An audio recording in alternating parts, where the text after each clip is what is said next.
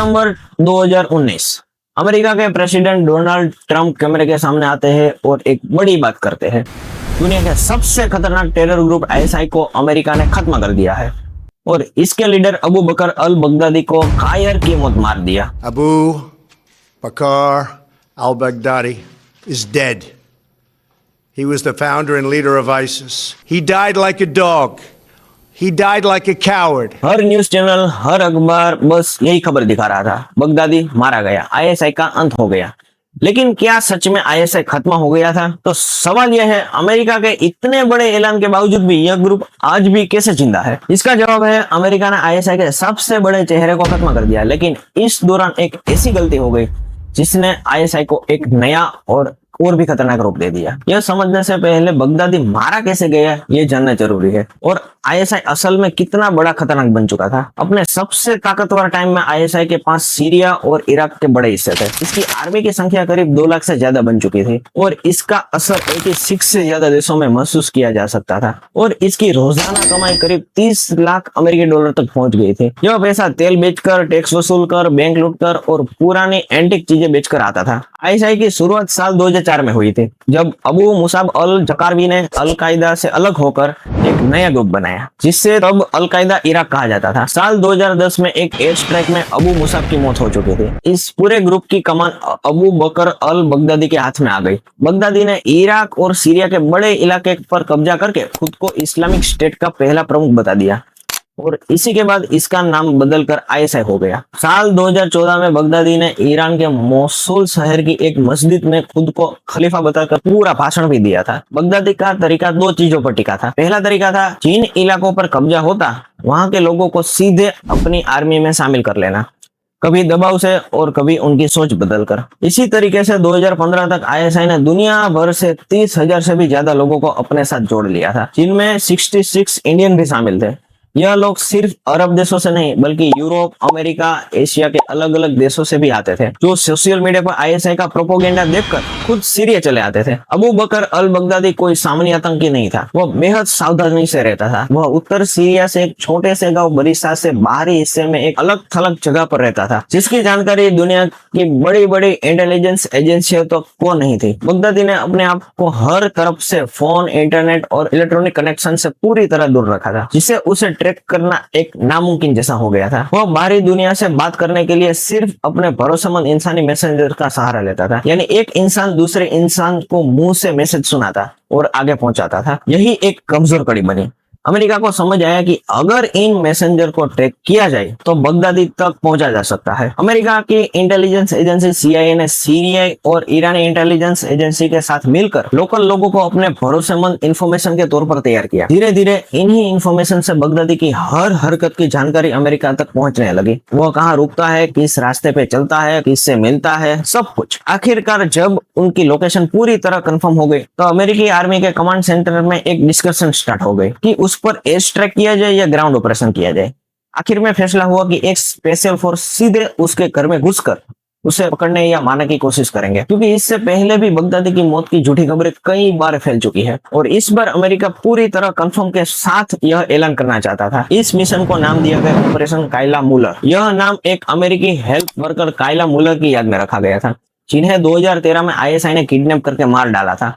Kayla Syria में जख्मी लोगों की मदद करने गई थी जब उन्हें पकड़ लिया गया था। 26 अक्टूबर 2019 की रात इराक के एरबिल एयरबेस से स्पेशल फोर्स 8 हेलीकॉप्टर में बगदादी की तरफ निकले। ये रास्ता बेहद खतरनाक था क्योंकि इराक से सीरिया के बीच कई इलाके आईएसआई के कंट्रोल में थे, जहां लो एल्टीट्यूड पर उड़ रहे हेलीकॉप्टर पर अटैक होने का बड़ा खतरा था। फिर भी स्पेशल फोर्स सुरक्षित तरीके से सीरिया के उस गांव बरीसा तक पहुंच गए। पूरा रास्ता करीब 112 किलोमीटर लंबा था और यह पूरे मिशन का सबसे रिस्की हिस्सा था, क्योंकि बीच में आने वाले कई गांव आईएसआई के सपोर्ट से भरे पड़े थे। जब स्पेशल फोर्स उस घर के पास पहुंचे तो उन्होंने बूबी ट्रैप के डर से दरवाजा और खिड़कियां का इस्तेमाल करने के बजाय दीवार में ब्लास्ट करके अंदर जाने का रास्ता बनाया। लाउड स्पीकर से घर में मौजूद लोगों को सरेंडर करने की चेतावनी दी गई, जिसके बाद 11 बच्चों समेत कुछ लोगों ने सरेंडर कर दिया। लेकिन 5 लोगों ने जवाबी अटैक किया, जिन्हें फोर्स को मजबूरन मारना पड़ा। इसी दौरान एक मिलिट्री डॉग एक अंडरग्राउंड टनल की तरफ भागा। उस टनल के अंदर एक आदमी के चिल्लाने की और भागने की आवाज आ रही थी। यह आदमी खुद बगदादी था, जो अपने 3 छोटे बच्चों को लेकर बचने की कोशिश कर रहा था, लेकिन टनल का रास्ता आगे बंद था और पीछे आर्मी पहुंच रही थी। आखिरी पल में बगदादी ने खुद को बचाने के कोई रास्ता न देकर अपने शरीर पर बंधे सुसाइड बम को खुद ही फोड़ दिया। इस ब्लास्ट में बगदादी और उनके साथ 3 बच्चों की मौत हो गई। यह पूरा ऑपरेशन लगभग 2 घंटे तक चला। बगदादी के खुद को उड़ाने के बाद भी आर्मी ने कोई जल्दबाजी नहीं की।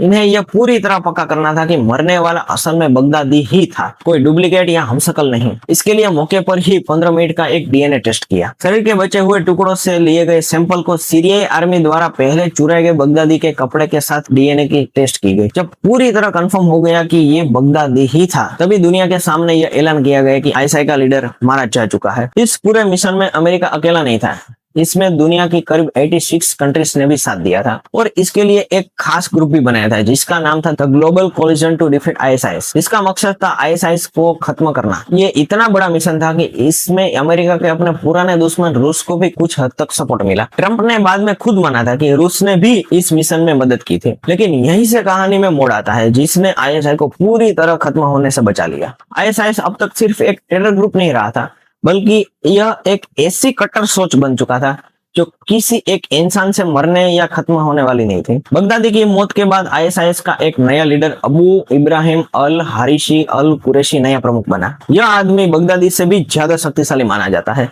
क्योंकि इसने ही यजीदी समुदाय के लोगों पर बड़ा अत्याचार करवाया था। लेकिन फरवरी 2022 में जब अमेरिकी फौज ने सीरिया में उसे घेर लिया, तो उसने खुद को बम से उड़ा दिया और साथ में अपने परिवार के लोगों को भी मार डाला। इसके बाद अबू अल हसन अल हाशिमी अल कुरैशी तीसरा प्रमुख बना और उसने भी सीरियाई फौज के डर से खुद को खत्म कर लिया। यह आदमी सिर्फ 4 महीने ही आईएसआई का लीडर बन पाया था। इससे पता चलता है कि इस पोजीशन पर कितना बड़ा खतरा हो गया था। चौथा प्रमुख अबू अल हुसैन बना, जो सीरिया के एक लोकल ग्रुप तहरीन अल शाम के साथ हुई लड़ाई में मारा गया। इसी तरह एक के बाद हर लीडर मारा गया और इसमें से ज्यादातर मौतों के पीछे किसी न किसी तरह से अमेरिका का हाथ था। यहाँ एक साफ पैटर्न दिखता था, जैसे ही आईएसआई का कोई नया लीडर सामने आता, अमेरिका उस तक पहुंच जाता और उसे खत्म कर देता। यही पैटर्न आगे चलकर अमेरिका की सबसे बड़ी गलती साबित हुई, क्योंकि आईएसआई ने खुद इस पैटर्न को समझ लिया। आईएसआई को समझ आ गया कि जब भी उसका लीडर पब्लिकली पहचाना जाता है, उसका चेहरा, उसकी आवाज, उसका ठिकाना,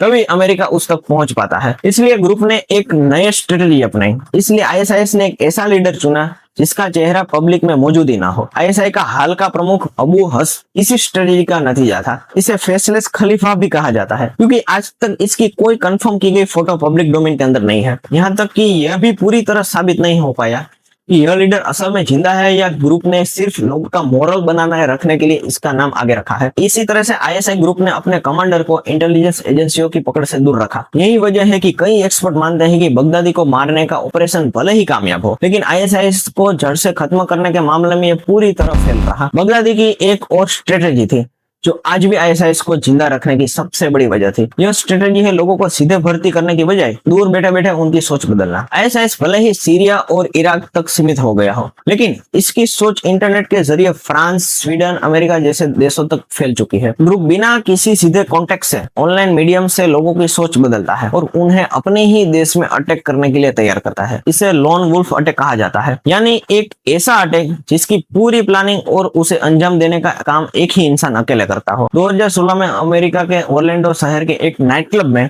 एक अकेले टेररिस्ट ने गोलीबारी करके 49 लोगों की जान ले ली और 58 लोगों को घायल कर दिया। उसी साल फ्रांस के बेस्टिल डे परेड में एक कट्टरपंथी इंसान ने ट्रक से कुचलकर 86 लोगों की जान ले ली और करीब 434 लोगों को घायल कर दिया। साल 2017 में ब्रिटेन में एक मशहूर गायिका के म्यूजिक कॉन्सर्ट में एक सुसाइड बॉम्बर ने 22 लोगों की जान ले ली और 200 से भी ज्यादा लोगों को घायल कर दिया। इन सभी अटैक की जिम्मेदारी आईएसआईएस ने खुद ली। इसी स्ट्रेटेजी से आईएसआईएस ने अमेरिका और यूरोप के अलग अलग देशों में 1200 से भी ज्यादा किलिंग करवाई है और यह सब बिना किसी फिजिकल कॉन्टेक्ट से। इनमें से बहुत से हमलावर ऐसे भी थे जो पहले कभी किसी क्राइम में शामिल नहीं थे और वह सिर्फ ऑनलाइन वीडियो और मैसेज देकर रेडिकल बन गए थे। बगदादी की मौत के बाद जो अटैक आज भी दुनिया भर में हो रहे हैं, वो इसी सोच बदलने वाली स्ट्रेटेजी और फेसलेस लीडरशिप की देन है। आईएसआईएस अब एक ग्रुप से ज्यादा एक ऐसी सोच बन चुका है जिसे सिर्फ हथियारों से खत्म करना नामुमकिन है। यह सच है कि अमेरिका ने बगदादी को मारकर एक बड़ी जीत हासिल की, लेकिन इस जीत के दौरान हुई एक चूक ने आईएसआई एक नया,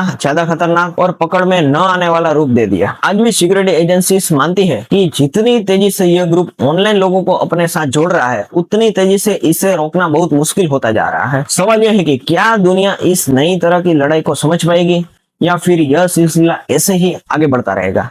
कमेंट में जरूर लिखना। अगर वीडियो पसंद आया तो सब्सक्राइब करना मत भूलना।